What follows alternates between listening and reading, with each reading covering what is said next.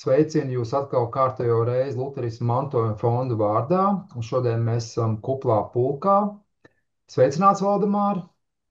Teiks, Dīdzi, labdien, skatītājiem, klausītājiem. Sveicināts, Mārtiņ! Sveiki visiem! Un sveicināts Dīdzi no tālās Londonas. Sveicieni, sveicieni no tālās Londonas, kur viss notiek atžgārni. Iedomājieties, cilvēki pat brauc ne pa to ielas pusi. Un šodien mums tieši par to mēs runāsim, pa īsto atžgārnību. Un ziniet, kā visi, kas atbrauc uz Londonu, pirmoreiz saķer galvas, nu kā tā var cilvēki vispār braukt tik atžgārni. Bet man šķiet, šī grāmata ir tik atžgārna, ka tas būtu apmēram tā, kā Londona atver krānu un ūdens nevis tek lejā, bet augšā. Un tā būtu patiesa atžgārnība, un par to mēs šodien runāsim. Bet tie āķi vēl sekos, bet sveiciens visiem. Prieks visus redzēt atkal.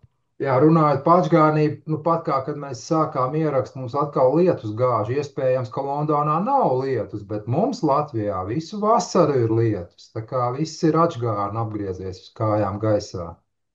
Jā, šeit pat zāli tā kā īsti nezaļo, tādēļ, ka ir bijis diezgan tāds karsts, jā, tas vasaras laiks. Nu, tādā atžgārnā pasaulē mēs dzīvojam. Jā, bet jebkurā gadījumā paldies par to atgādinājumu, ka mēs šodien runāsim par šo grāmatiņu, atgādinājums garīgums.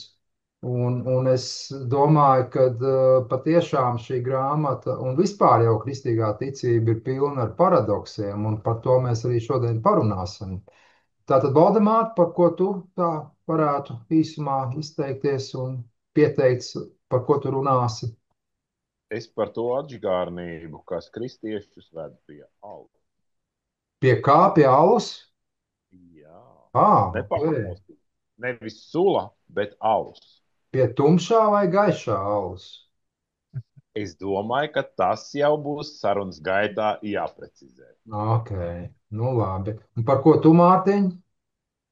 Es savukārt uzdošu jautājumu, vai mēs, kristieši, esam apskatījušies un vispār iedomājušies, kā mēs izskatāmies pasaulē no malas. Kā tad izstāsta tā mūsu ticība? Ok, labi. Un tu, Didzi? Nu, man ir šodien tādi jautājumi. Es ceru, ka tā atgādnība visas tādā ziņā ieinteresēs, bet jautājums pirmais, vai laulības gulta īstenībā arī var būt altāris vai nevar? Tas ir pirmais jautājums. Un otrs, kādi mums ir īstie tie laulību kandidāti, ja mēs runājam par laulībām kopumā, vai ne? Kādi tad ir tie īstie kandidāti? Ja jāsaka, vienīgie kandidāti, par to mēs šodien runāsim. Labi. Un man atkal ir tā doma, teiksim, kā jums klausītājiem liktos tāds teikums, ja es teiktu par sevi tā. Ziniet, es vienkārši vēlos būt parasts cilvēks, un es negribu būt atpazīstams un slavens. Un es negribu būt tāds, kuram sociālajos tīklos ir daudz sekotāju un daudz laika atzīmes. Par to parunāsim. Ak, vai arī, nu cik jau uzreiz jau tik atgādājumi izklausās. Atgādni, nu Kur mēs viss vēl tālāk tiksim? Ak, totāli šausmas. atgādni. Jā, labi. Nu tad nekavēsim laiku un varbūt sāksim, kā arī mēs pēc kārtas pieteicāmies, tad tā arī varbūt sākam. Varbūt Valdemārs tad, jā? Tad tu tomēr gribi sākt ar alu. Nu, citādi jau augsti kaut kā lietas līst un tā. Nu, praktiski pie alus, es domāju, mēs varētu pieķerties nākamreiz. Bet šoreiz par to, ka man patika šī grāmatā tas, ka autors arī diezgan atklāti, godīgi pats pret sevi, bet arī pret lasītāju, viņš tā pašā sākumā ievadā minēja kādu interesantu faktu. Viņš atcerējās savu jaunību, vismaz 20 gadus atpakaļ, un teica, ka ja viņš jaunībā būtu dzirdējis to, ka kāds kaut ko saka, varbūt atžgārnāk, varbūt nepareizāk, tad viņam būtu bijis vesela rinda rakstu vietu, ko viņš varētu likt, tā sakot, galdā, tā kā tādas kārtas, un tā sakot, vest sarunas partneri uz pareizo virzienu. Tad tagad viņš saka, ka mērķis jau ir palicis tas pats - cilvēkam nest labo vēstu. Bet šobrīd ar savas pieredzes un arī tādus dzīves viedumu vairojošās daudzumu, viņš saka, labāk aiziesim padzerties aliņu un parunāsim pie aliņa.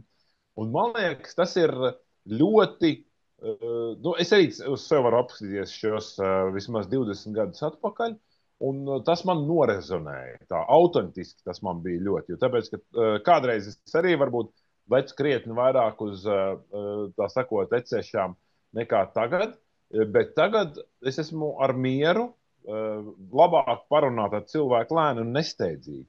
Un ir īpaši par šādām atžgārnām lietām, kā šī grāmatā rakstīts. Es domāju, jau metodas ziņā šī grāmata, viņa ir tāda, ko var lasīt arī pie aliņa. Un te es gribētu teikt, kas tad tas atžgārnums, kas man ļoti, ļoti patīk, un tā bija 3. nodaļā saruna par to, ka cilvēkiem ļoti patīk dzīvot priekšstatā, ka mēs neesam pārlieku slikti, mēs neesam arī labi. Tad ir kādi plus-mínus labi, plus-mínus slikti cilvēki, bet mēs esam normāli. Tādā ziņā normāli, ka spogulī skatoties mums nav nekas tāds neķerās acī un tādā veidā. Bet tā atžgārnība ir tāda, ka īstenībā, tā, ka mēs paskatāmies spogulī un mēs redzam plus-mínus jauku cilvēku, pretī mums lūkojas grēcinieks. Pazudis, nāvei lemts grēcinieks, atšķirts no Dieva. Un šī tad redzamā un reālā atšķirība ir tā, kur mums ir ārkārtīgi svarīgi saprast un ārkārtīgi svarīgi kaut kādā veidā sev apliecināt, kļūt par šīs apliecības sastāvdaļu. Un man patīk tas, ka viņš arī autors runā par to, ka šī patiesība viņa mūs atbrīvo, viņa mūs dara brīvus. Un tā brīvība visu mūžu garumā mums ir pie tās jāpierod.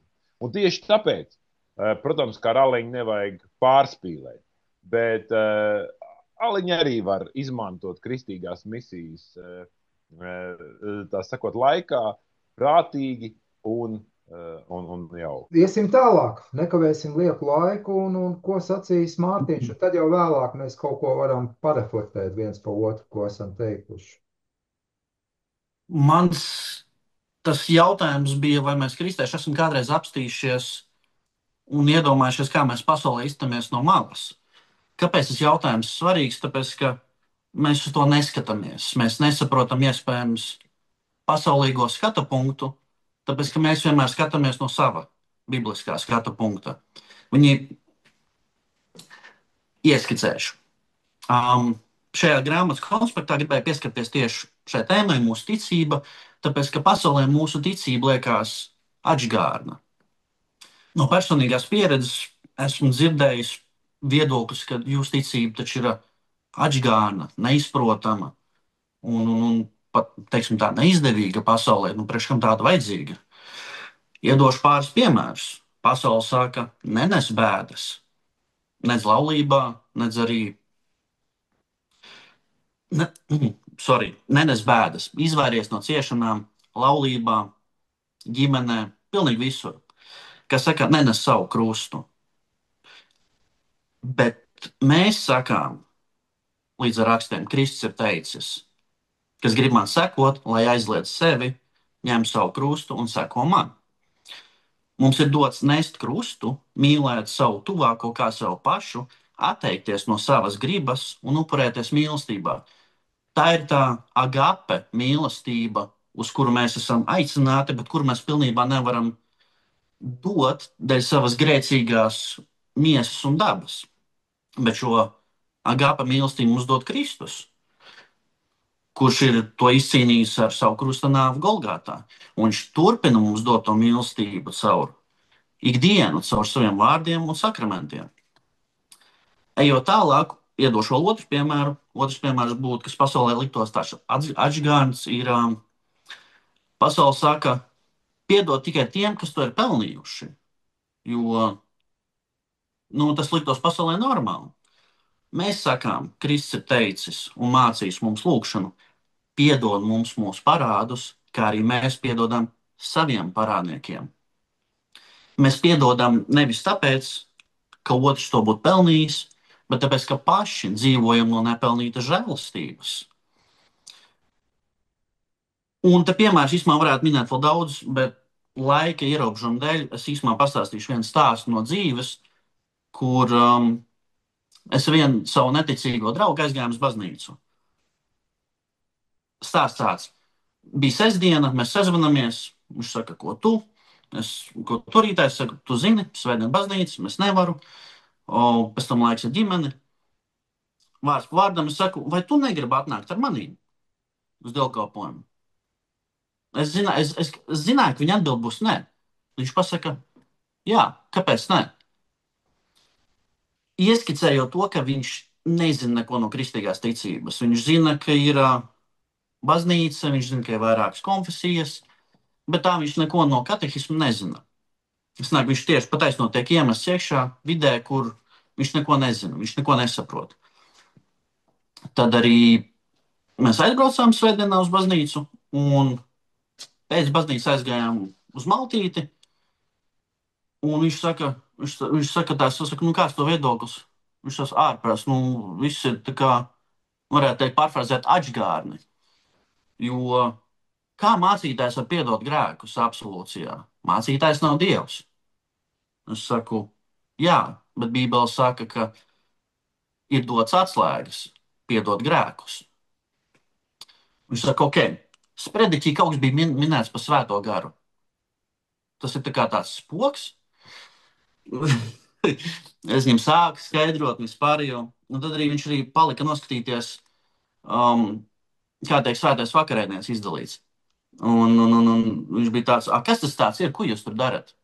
Es saku, tās ir Kristus miesa un Kristus asins. Kā?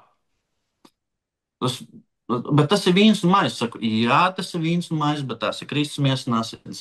Es saku, kāds var būt tas tāds? Tā saka Bībele.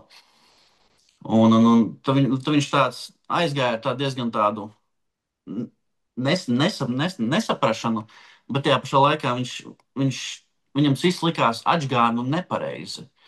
Un tāda ir mūsu tā ticība, kas ir pasaulē nesaprotama un pat neizdevīga, tāpēc, ka savu labumu viņi nesaņem no tās. Mums tā ir dārgākā Dieva dāvana, kur ir daudz vērtīgāka pa visu zeltu pasaulē. Tad, lai arī mūsu Dievs svētī un uztur tajā īstenajā ticībā uz mūžīgo dzīvošanu. Amen. Paldies. Paldies. Jā, varbūt ir uzreiz refleksijas vai pēc tam varbūt kaut ko.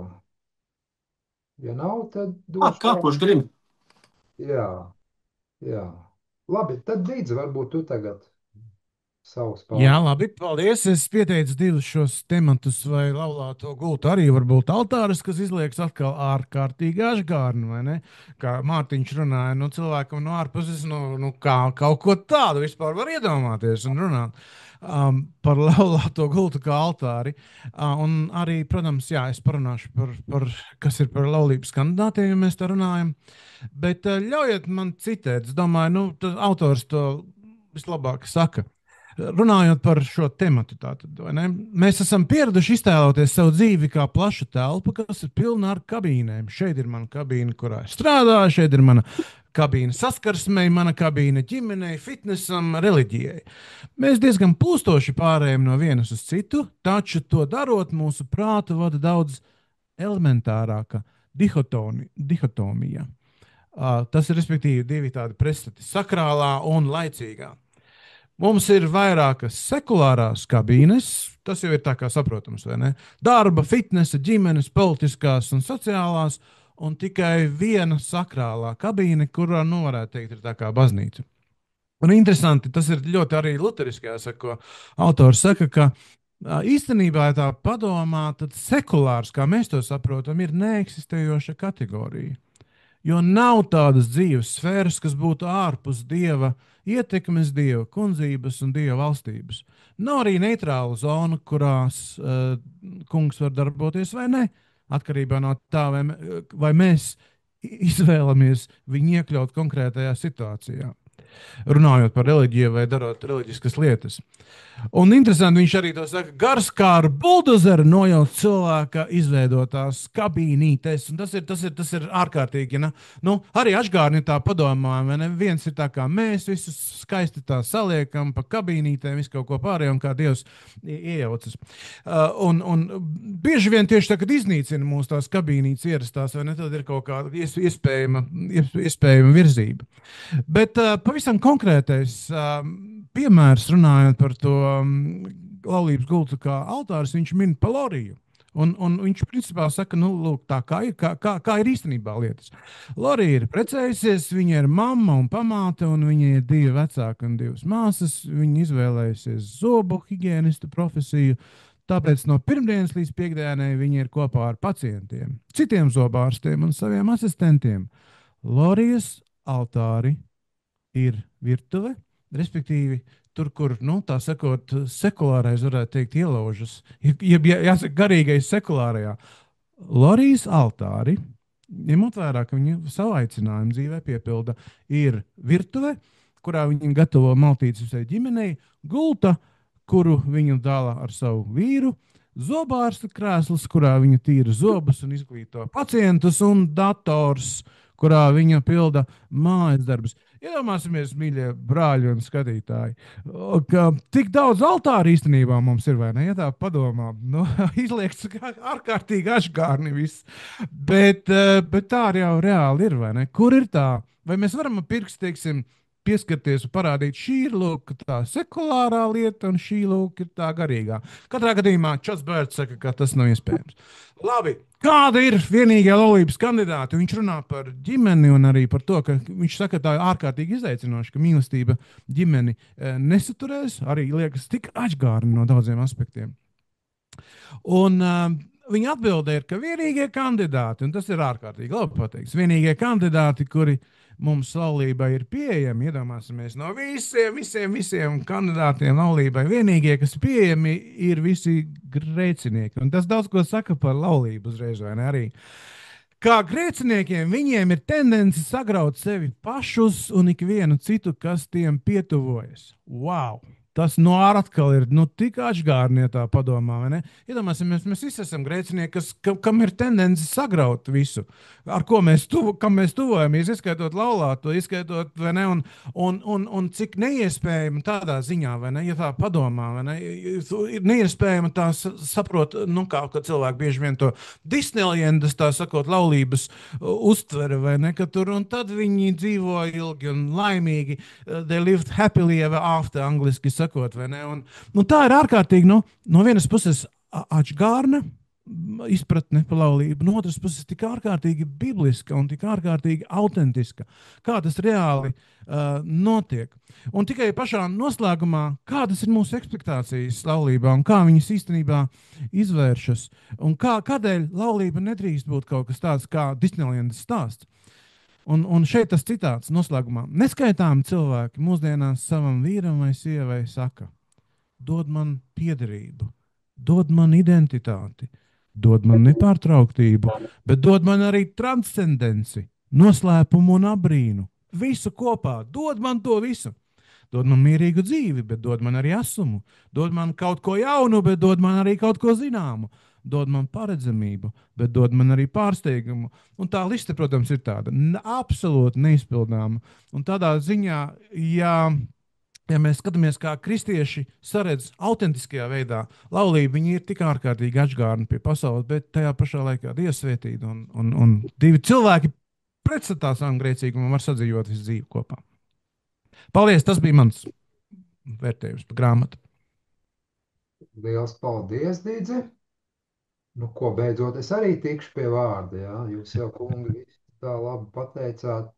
Nu jā, es arī gribētu turpināt to, ko es iesāku, proti par to, kas patiesībā ir 2. nodaļas virsraksts.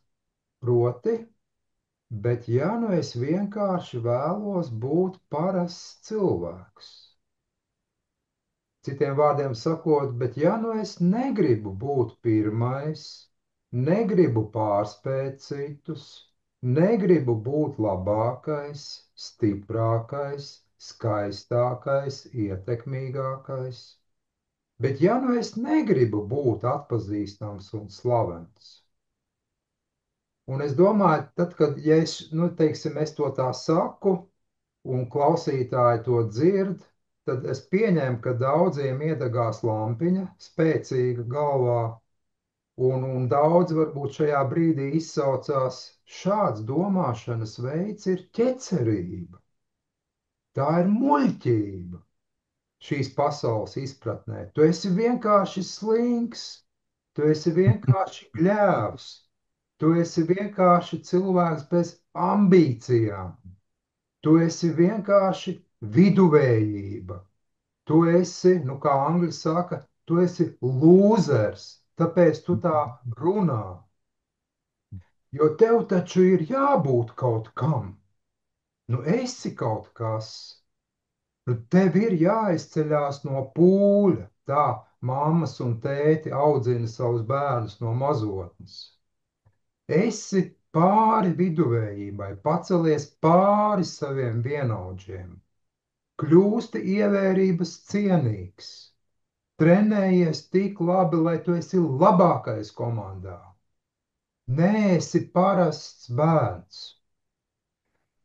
Citiem vārdiem sakot, nu mēs peldam, man patīk tas salīdzinājums ar tām zivīm, ko autors piemin, kad peld divas zivis un pretīm viena vecāka zivs, un tā vecākā zivs prasa, nu kā ūdens šodien, tās jaunākās zivs papeld garām, un pēc kāda brītiņa viena prasa, kas, kas tas ir tāds ūdens? Ja? Citiem vārdiem sakot, tā doma jau ir ļoti vienkārša. Mēs peldam tādos kultūras ūdeņos, kad mums ir daudz lietas, liekas tik pašsaprotams, ka mēs vispār pat neuzdodam nekādus jautājumus. Un tikko pieminētie saukļi, nu mums visiem šķiet tā ir neapšaubāma patiesība. Nu, kurš to var apšaubīt, ka, piemēram, mums ir jāizceļas, ka mums ir jātiecās būt pirmajiem, labākiem, stiprākiem, skaistākiem? Kurš to var apšaubīt? Ja? Un varētu pat teikt tā, ka visi šie saukļi ir arī ne tikai mūsu valsts ticības apliecībā iekļauti, bet visu valstu ticības apliecībās iekļauti saukļi. Tad, citiem vārdiem sakot, bet taču ir viena problēma.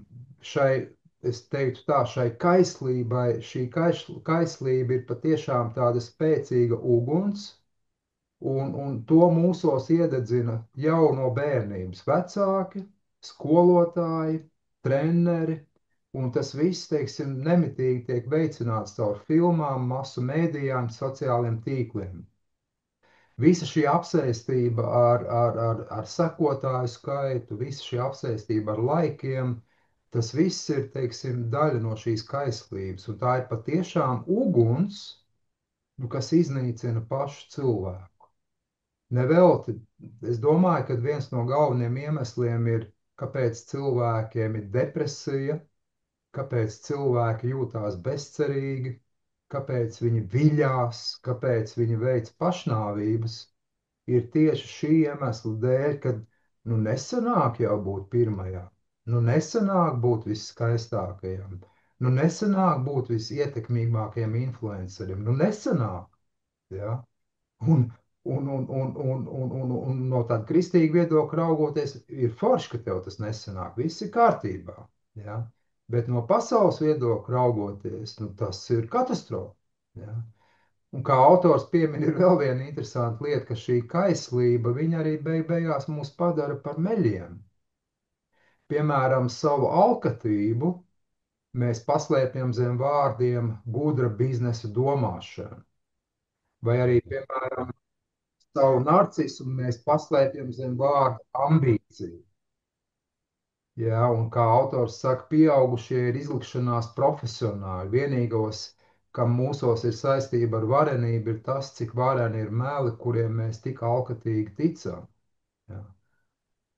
Citiem vārdiem sakot, tas, ko autors piedāvā, ir pilnīgi alternatīvs dzīvesveids, jeb atžgārds dzīvesveids, ne tāds kā pasaulē. Proti, ja kas grib būt pirmais, tas lai ir no visiem pēdējiem un visu kalps.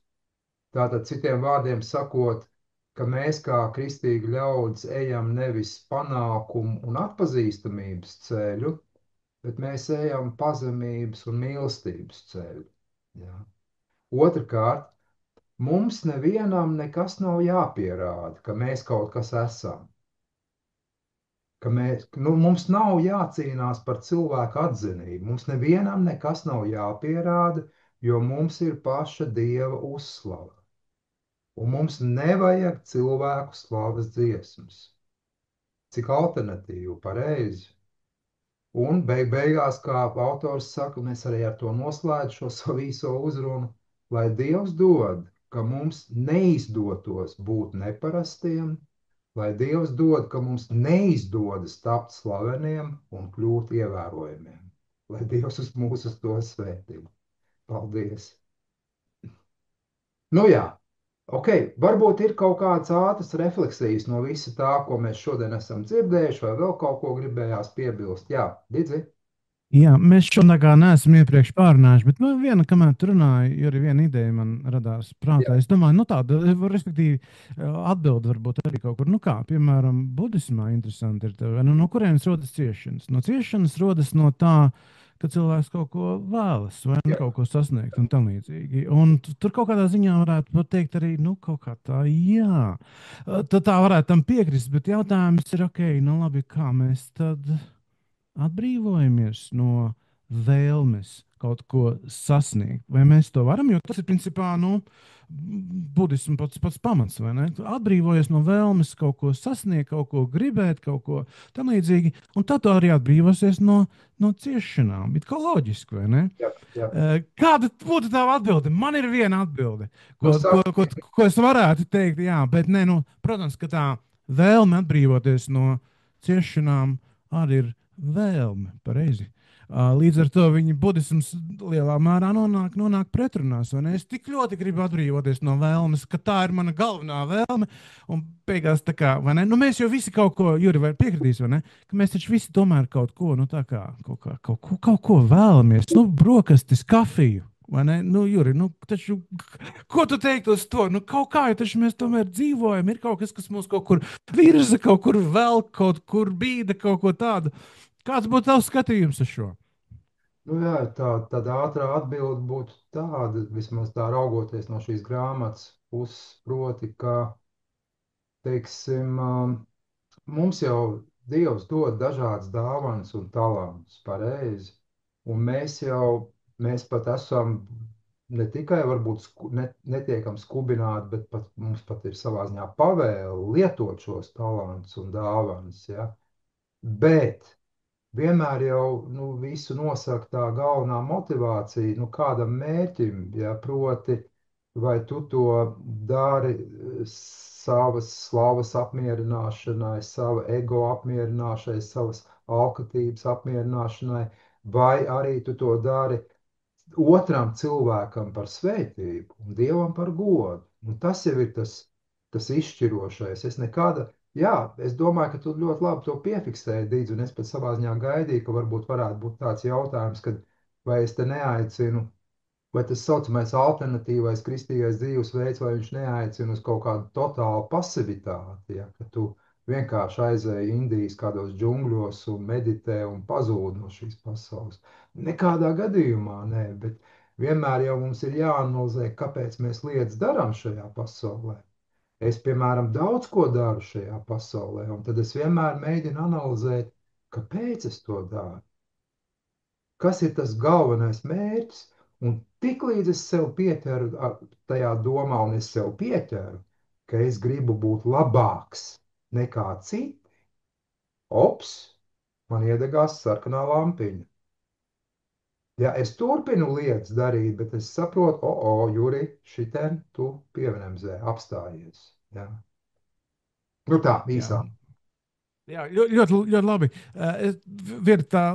Viena doma, ko es dažreiz par ko domāju, tas principā, nu, ja ir taisnošana no ticības, kā mums, kā bibliskiem kristiešiem un luteriskiem, vai ne, tad īstenībā tas nozīmē, ka ar darbiem, vienalga, lai kādi arī tie būtu, mēs īstenībā neko nevaram sasniegt. Tādā ziņā, vai ne Dieva priekšā, vai ne, un tā. Respektīvi, un tikai tad, kad mēs pārstājam nopelnīt tos darbus, ja domājam, ka mēs tiksim attaisnot no darbiem, tad mēs esam brīvi neko nedarīt. Un tad, kad mēs esam brīvi no tā lāsa, tad mēs labprāt kaut ko arī izdarām. Sākam Nu, tā kā darīt pa kaut ko. pateicību. Jā, kaut ko tieši tā. Tā kā mēs esam no tā spiediena atbrīvot, visu laiku kaut ko darīt, kaut ko skriet, kaut ko panākt, tad mēs beidzot varam tā kā sabatā, vai ne, atpūsties un domāt, Paklau, ko tagad es varētu labi izdarīt? Tagad es esmu atbrīvots no spiediena kaut ko darīt. Man šķiet, tas ir tā, nu, diezgan labs veids, kā skatīties arī uz tām lietām. Man Varbūt liekas, ka Olga. arī autors ļoti labu piemēru dod tieši tam, ko tu, Juri, aprakstīji, ka tā ģimene, kas katru svētdienu viņi ir dievkalpojumā, tad viņiem nav ambīcija vai mērķis būt labākiem, teiksim, bowlingā. Tas jau nenozīmē, ka viņi nevar sestdienu, piekdienu vai citu dienu vakarā iet uz bowlingu, vai ne? Bet svētdien viņu ambīcija ir pakārtota sarunai ar Dievu. Un tas, ka viņi arī tur ir tie, nu, tie kas rosās par to draudzi, vai ne? Tad viņiem ir ambīcija. Bet viņu ambīcija ir darīt to, kur viss cits varbūt, nu, viņam liekas, tas notiek pats par sevi. Un tāpēc arī, jā, es domāju, tā ilustrācija bija ļoti arī palīdzīga. Starp citu, man arī ienāca prātā par to zemes sāli, ko Jēzus runā, ka viņa mācekļi ir zemes sāls, un arī autors piemin. Bet padomājiet, ja tā padomā, tā kā mēs ēdam garšīgu ēdienu, mēs taču sāli neredzam. Viņa vispār nemanāma ir, ja? Bet viņa savu funkciju veids, riktīgi veids, ja? Un līdzīgi ir ar kristīgiem ļaudīm šajā pasaulē, vismaz teorētiski tā vajadzētu būt, ka viņi jau ir neredzami, bet viņi dara tādas lietas, ja, kas vienkārši šo pasauli vēl uztur pie kaut kādas gaismas un dzīvības, ja, bet viņi ir neredzami, ja, viņi te nav, viņu te nav. Nu jā, bet Nu, kā kaut pret, jā, tomēr piedod. kļūst redzami. Ko? Nu, kaut kādā brīdī, tomēr, nu, kamēr sāls ir sāls traukā, viņi vēl ir redzami. Ne? Tā kā, Nē, nu teiksim, jā, bet viņi jau izšķīs, nu viņi tur jā. kaut kā tā, man tāds asociācijas radās, jā. Un tad mēs kļūstam vairāk kā dievs tādā ziņā. Es nedomāju, deifikāciju vai ko, bet iedomājieties, nu, katrs bērns zina, vai ne, ka dievs ir neredzams. Vai ne? Nu, kā tas ir? Jeremijas grāmatā dievs saka, es esmu dievs, kas slēpjas, vai ne? Un viņi acīm redzot, kaut kas no viņa dabas tajā visā ir. Un tagad kristieši dara darbus, kā Jurita pareizi teica, ārkārtīgi lielus. Tā sakot, elpa aizraujošas, vai ne? Viņi negrib būt, tā sakot, gaismā, starmešu gaismā, vai ne? Īstenībā tādā mērā viņi ir līdzīgāk Dievam, ka viņi ir neredzami, kamēr to dara. Un tā ir patiesa svētība, bet tā ir arī atžgārna svētība, ja tā Jā, padomā. jā. Atžgārna! Es nezinu, kā jūs, kungi, bet es tā, piemēram, atkal tāds viens novērojums, teiksim, nu, Facebookā mums Lutrijas mantojuma fondam ir mājaslapa, un tur mēs liekam jaunumus iekšā, un dažkārt arī, nu, ir kaut kādi sekotāji un tā. Un es tā vienmēr domāju par tiem ļaudīm, kuriem ir Facebook profili un kas visu laiku maina savus profilu attēlus. Es tā domāju, kāpēc jūs to darat? Nu, kur tā doma ir? Ja? Man jau, protams, visu laiku gribās tā vilkt uz to slikto pusi, proti, ka tu atkal gribi kaut kā sevi izcelt, kaut kā sevi parādīt, ka es esmu šeit, re, kā es mainos, un re, kāds es tagad. Nu, es nezinu, ja, bet kā jums tas liekas, piemēram, jo ikdienā jau ir bieži vien tā, ka nu, veči izkāp no graznām mašīnām, un tu pilnīgi redzi, ka viņš, nu, es esmu izkāpis no šīs mašīnas. Ja, un man liekas, tas ir atkal viss, tas ir stāsts par to, ka visu laiku mums liekas, ka mums ir jābūt kaut kam. Visu laiku mēs gribam kaut kā izcelties. Jā, nu, ok. Varbūt, Man liekas, ka sociālo mediju platformas viņas palielam ir domātas, lai, teiksim tā, tautas valodā pontotos ar to, kas tev ir, ar to, cik es esmu labs. Un es, jā, es arī pie tā esmu 100 punktu vainīgs. Bet jā, tā kā es piekrītu tavam novērojumam, ka, jā, ja maina, tad nu, grib sev parādīt, re, ko esmu tāds, re, ko man šitā, jauns drēbes vai kaut kas tam līdzīgs. Tā ir pontošanās. Es gribētu nu, teikt, ka jā, ir jau arī tomēr tas, ka tu cilvēku dzīvē bišķi arī pamainies, vai ne? Varbūt ne gluži katru sekundi, katru minūti, katru dienu, vai ne? Bet tu bišķi pamainies. Jo, teiksim, es šī ziņā varētu teikt, es savu Facebook bildi neesmu, man liekas, kopš 2008. gada mainījis, vai ne? Bet man uz to var norādīt, ka, nu, klā, Valdemār, tur gandrīz atpazīt nevar, vai ne? Tā kā, nu, kaut kādā, es domāju, tur ir vidējais aritmētiskais. Nu, tad, ja tev ir, teiksim, parādījušās brilles, un tu nomaini uz to, ka tev ir brilles, nu, varbūt to vajag. jā, jā. Nē, es Jā, jau bet kāpēc? jā. Jautājums ir, kāpēc to vajag? Kāds iemesls, kāda sakne ir aiz tā visa? Par to arī tieši runāju. Jā.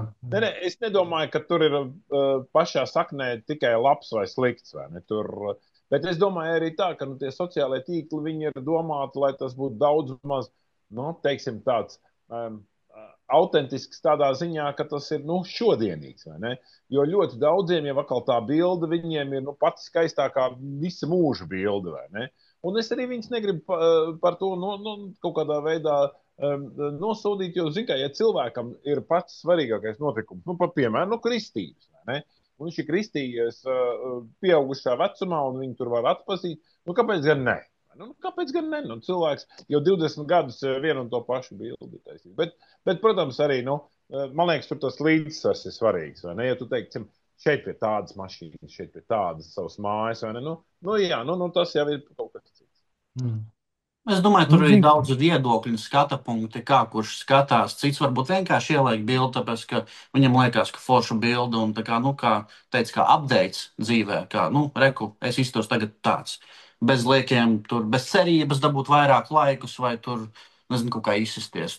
Jā, es piekrītu Valdemaram, ka ir jātur tas balans un tie pašā laikā dažādi skatu punkti to visu. Jā, sociālajie tīkli jau ir radīti arī tādēļ, lai uzturētu kaut kādas attiecības. Piemēram, es ilgu laiku arī Amerikā nodzīvoju. Es nekad ar tiem cilvēkiem nekomunicēju, ja nebūtu. Tā kā varētu teikt, ir jau, protams, tur arī savs labums. Tā kā īstenībā ļoti daudzas lietas var tikt šajā dzīvē, īstenībā visas var izmantot kā lāsts un arī kā svētība.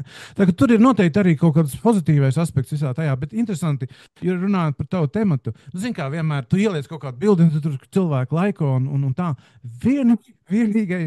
Vienīgais piemērs, ka man nebija neviena laika, es nomainīju profilu bildi, bija tad, kad es kaut kur tur ceļoju pa Alpiem ar moci, un es uzliku ar moci ķileri, un vēl seju nosedzu ar kā lai viņu saka, tumšajām brillēm. Tā kā mani nevarēja atpazīt pilnīgi. Es ieliku tur, tā sakot, pilnīgi anonīms, pilnīgi sevī, tā sakot, neviens neuzlika, ka viņiem patīk tā bilde. Tā ka, protams, tas ir kaut kā arī, kā mēs pozicionējamies, kā mēs parādamies, vai ne? Un tur ir tā, kaut kāda spēlēšanās vienmēr, manuprāt, protams, ar kaut kādā veidā ar patmīlu, vai arī kā mēs tur pozicionējamies, vai ne? Sociālās tīklos, bet, tas ir gandrīz neizbēgami, ja mēs vispār esam tajā tur, vai ne? Tad, ir jāspēlē pēc noteikumiem, tā sakot, kurā mēs, tajā spēlē, kurā mēs esam, tie noteikumi tā kā ir bišķi jāievēro, vai ne? Tā tas mans domas. Jā, labi. Es domāju, ka mēs esam jau labi parunājuši. Jebkurā gadījumā man tādu kopsavilkumu gribētos izdarīt, kas varētu, ja lietot to angļu vārdu, ja es viņu pareizi atceros, ka kristīgi ļaudis savā ziņā ir tādi frīki. Tādi, principā, atgādnais garīgums, ja, upside down. Es pat, jūs saprotat, tas jau nav precīzs, teiksim, tulkojums no angļu valodas, kā mēs esam iztulkojuši. Dīdz, tu labi, upside down, tas ir tā kā ar kājām gaisā, ja, drīzāk, tā varēja tulkot, ja. Upside down spirituality, kaut kā tā. Kājām gaisā garīgums. Jo jebkurā gadījumā, jo ja mēs, teiksim, kā kristīgi ļaudis, ja mēs dzīvojam tā kā šī pasaule pēc tiem visiem lozungiem, tāds, nu, tad mēs vairs neesam upside down, jā, tad mēs vairs neesam frīki, jā, mēs esam mainstreams, jā, tā to varētu teikt. Jā, nākamo reizi, ātri pateikšu, mēs runāsim par vienprātības grāmatu. Jo oktobrī būs reformācijas diena, kas joprojām tiek svinēta sakarā ar notikumiem 1517. gadā. Un tad mēs runāsim par vienprātības grāmatu, kas ir tāds luterāņu ticības apliecība apkopojums, un tad gatavosimies šai dienai. Jā. Es domāju, ka te mēs varam arī teikt, ka tā kā tā būs saruna svētku reizē, tad var kāds arī paņemt, varbūt, alu. Nu, tā pienākās. Nu, atkal to ar to alu, bet, nu, labi, paldies, paldies. Bet mēs parasti no rītiem ierakstām, un, zin, tad no rīta stundas jau sākt ar alu, Tas nebūtu pēc rakstiem. tas nav gluži iesākt ar šampānieti, ja, bet, nu, kaut kas uz to. Nē, paklau, Valdemār, tu atceries, kāds ir bija tas konteksts par tālu dzeršanu. Man patīk, es pat smējos, kur viņš saka, nu pagaid, nu labi, apsēžamies paliņu un runājam par dzīvi. Nu kā tu mēs izskatāmies? Mēs izskatāmies kā amatieri filozofi. Un tur mēs noteikti negribētu tajā kategorijā iekrist, Valdemār, iekrīt vai ne? Būt amatieri filozofi pa lietām. Amatieriem filozofiem gan pārsvarā vīns piedod. Ok, all right. Oh, jā, jā. Droši vien sausais pie tam vēl, jā. Nu, ko, paldies visiem. Paldies, Mārtiņ, tev. Paldies, Valdemār. Paldies, Dīdzi. Yes. Un tiekamies tad nākamo reizi. Dievu palīgu visiem. Sveitīgi.